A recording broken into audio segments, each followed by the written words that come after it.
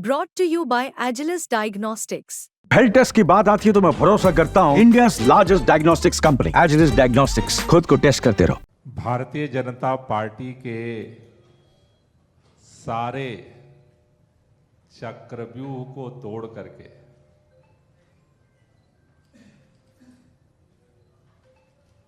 मनीष सिसोदिया जी और अरविंद केजरीवाल जी आए हैं बाहर, तो ताली तो दम नहीं है ताली में ना। खड़े हो करके एक बार जोरदार तालियों से स्वागत करेंगे अपने सभी नेहरूमा नेताओं का, जोरदार तालियों से। भ्रष्टाचार का एक ही काल, भ्रष्टाचार का एक ही काल।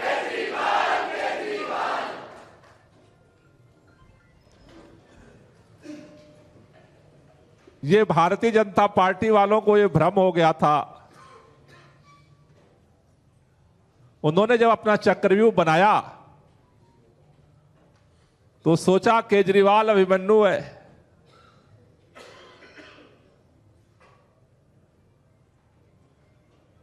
अभी सारी राजनीति की रणनीतियां नहीं जानता, लेकिन वो एक जगह आकर के फेल हो गए। केजरीवाल अभिमन्यु नहीं, केजरीवाल भारत के नए परिवर्तन का अर्जुन है, जो परास्त करके ही छोड़ेगा। साथियों, आप में से कई सारे लोगों के मन में यह सवाल उस दिन पैदा हुआ जब अरविंद केजरीवाल जी ने पार्टी ऑफिस पर हम सबको बुलाया था और अचानक मंच से इन्होंने कहा मैं अब मुख्यमंत्री की कुर्सी से इस्तीफा देता हूं।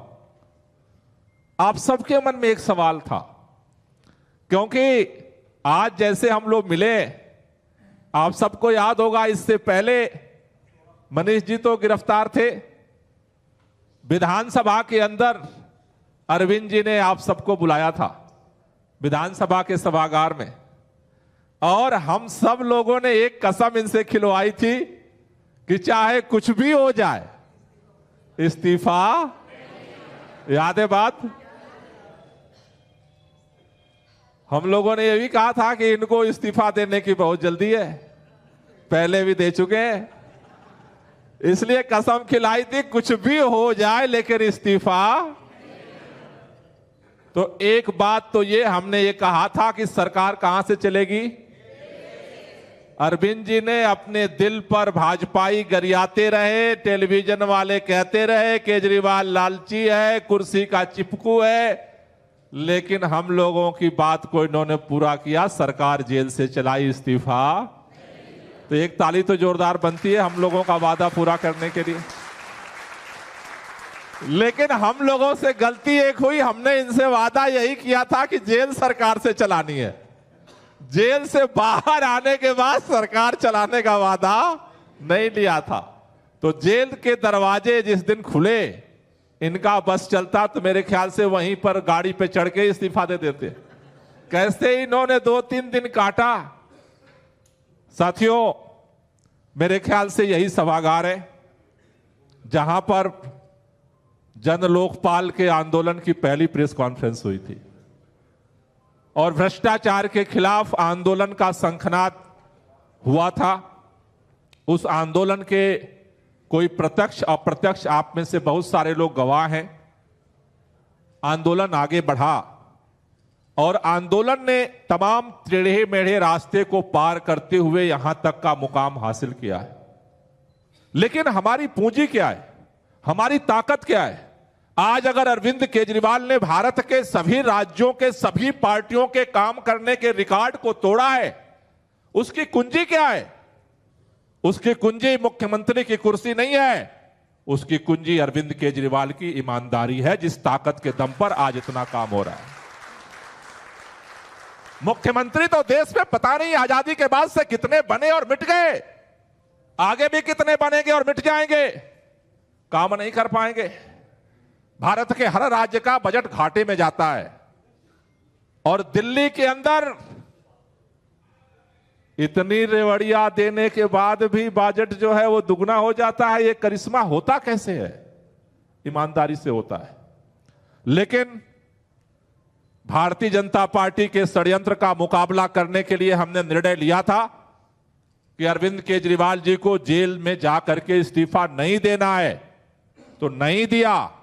लेकिन जेल से आने के बाद जब मुख्यमंत्री पर कुर्सी पर बैठ करके सत्ता को संचालित करने का अवसर था, तो अपने फैसले से यह निर्णय लिया कि जब तक दिल्ली की जनता मुहर नहीं लगाती है हमारी ईमानदारी पर, तब तक मुख्यमंत्री की कुर्सी पर नहीं बैठो।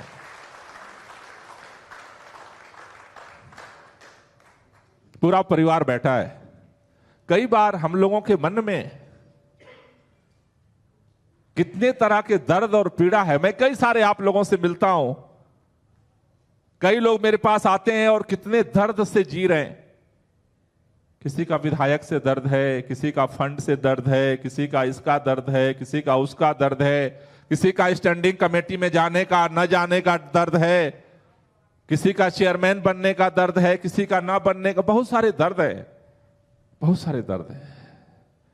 बहुत पीड़ा में हैं आप लोग।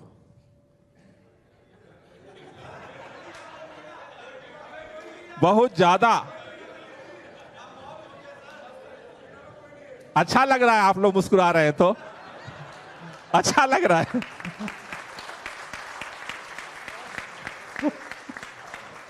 लेकिन मैं सोचता हूं, आपको ईमानदारी से बता रहा हूं, जिस दिन काउंसलर का पार्टी टिकट अनाउंस की थी, 3 दिन और 3 रात 24 घंटा मैं और दुर्गेश पाठक मेरे घर पे बैठे रहे, और जिन लोगों को टिकट नहीं मिला वो आकर के केवल रोते रहे। 3 दिन और 3 रात हम इस भी हालत में नहीं थे कि उनसे ये मना कर पाए कि हम खाना खाने जा रहे हैं।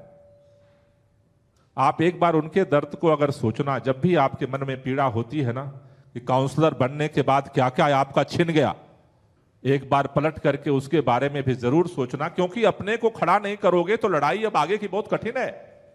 आप ही अगर परेशान आत्मा की तरह घूमते रहोगे चारों तरफ, तो यह लड़ाई काफी कठिन हो जाएगी।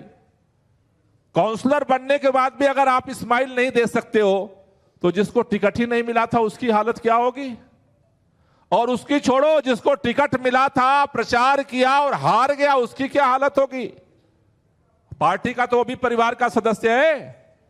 तो एक बात कहना चाहता हूं, जब भी मन में प्रश्न पैदा हो, जब भी मन में दुविधा पैदा हो, जब भी आपकी मुस्कुराहट आईने के सामने गायब होने लगे, तो एक बार जो आपके साथी चुनाव लड़े थे हार गए, या जो आपके साथ मार्च में भी होर्डिंग लगाए थे, पैसा लगाए थे, दोबारा लगाए थे और टिकट नहीं मिला, उनके भी दर्द को समझोगे तो आपको अपना मान सम्मान ज्यादा लगेगा, और अपना कम से कम कुदरत ने जो आपको दिया है वो आपको अपना स्थान ऊंचा लगेगा। क्योंकि हर समय ऊपर देख करके अपनी तुलना करोगे तो हर समय अपने को बौने पाओगे, नीचे देख करके अपनी तुलना करोगे तो आपको कुदरत का दिया हुआ आपको आशीर्वाद लगेगा। इसलिए अपनी ताकत को मजबूत करो, अपने कर्म को मजबूत करो, इस लड़ाई को मजबूत करो। ये पूरी लड़ाई इंसानों के दम पर नहीं चल रही है। पूरा देश एक बात को मान रहा है कि मोदी सरकार और भारतीय जनता पार्टी के सामने आज हिंदुस्तान के अंदर ना कोई व्यक्ति बचा है, ना कोई पार्टी बची है जो आमने सामने मुकाबला करके लड़ाई जीत सके। हमें गर्व की बात है कि हमें एक ऐसी पार्टी मिला है, मिली है, और हमें एक ऐसा नेता मिला है जिसकी रहनुमाई में आज भी इनके नाक के नीचे आंख से आंख मिला करके हम लड़ना जानते हैं और जीतना जानते हैं। ये छोटी बात नहीं है। इसलिए आप सबसे केवल इतनी बात कहना चाहता हूं, मन के दर्द को निकाल दो। लड़ाई हम जीत करके, जेल की लड़ाई जीत करके बाहर आ चुके हैं। अरविंद केजरीवाल ने मुख्यमंत्री की कुर्सी छोड़ दी। आप में से कई लोग हिल जाते हैं। हमारे बीच में रामचंद्र जी बैठे हैं। पार्टी ने इनको क्या नहीं दिया? उपचुनाव में इनको विधायक बनाया, उपचुनाव में फिर काउंसलर बनाया, दोबारा काउंसलर बनाया, लेकिन हिल गए। लेकिन खुशी की बात यह है कि भारतीय जनता पार्टी के षड्यंत्रों का भी मुकाबला करके और हमारे बीच में पुनः आने की हिम्मत भी रखे। ये प्यार है। जो साथी चले गए हैं और जो हैं, आपके भी कहना चाहता हूं, हिलना डुलना बंद करो। उस दरबार में हिसाब किताब सबका हो रहा है। उसने दिया है अर्श से फर्श पर पहुंचाना और फर्श से अर्श पर पहुंचाना उसके हाथ में है। हम सब माध्यम है। इसलिए अपनी कमर को कसो। एमसीडी के अंदर भी जो लड़ाई है उसको भी मजबूती से लड़ना है और जीतना है। और अब विधानसभा चुनाव आ रहा है। विधानसभा चुनाव, मैं जानता हूं आप में से बहुत सारे साथियों को आधा दर्द एमसीडी का है तो आधा दर्द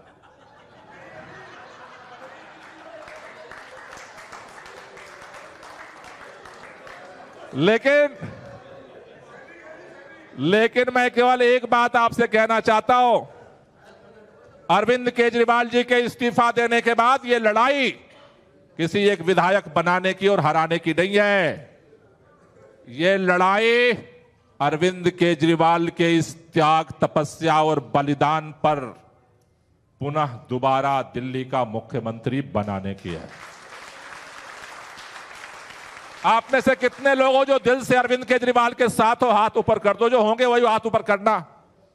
अगर हो तो आज ये संकल्प लेकर जाना है, अपना वार्ड और अपनी विधानसभा जीत करके विधानसभा चुनाव में आना है। कौन कैंडिडेट होगा, आपका विरोधी होगा या आपका समर्थक होगा या आप प्यार करते हो वो होगा या वो अरविंद केजरीवाल होगा। कैंडिडेट नाम कुछ भी हो, 70 की 70 सीटों पर अरविंद केजरीवाल को चुनाव लड़ाना है और प्रचंड बहुमत से सरकार बनाना है। आज से इस मिशन पे काम करना है।